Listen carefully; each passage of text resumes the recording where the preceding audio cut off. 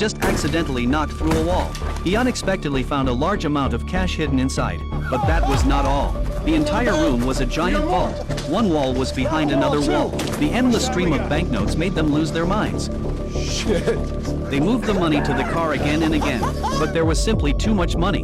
No matter how hard they tried, they could not move at all. They fully loaded the car. The captain still refused to leave. He insisted on moving a few more loads. Just then, the wardrobe suddenly moved. They had to immediately head to the evacuation point. But an accident occurred as they loaded the money onto the plane. The weight of the money far exceeded the plane's capacity. $300 million in cash weighed 3 tons. The plane could only carry 4,000 kilograms.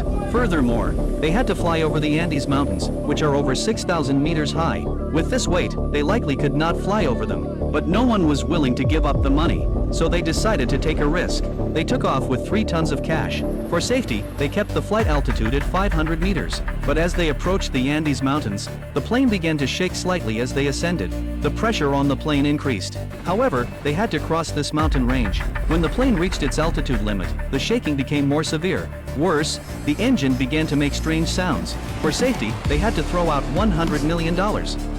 As the weight decreased, the plane quickly climbed.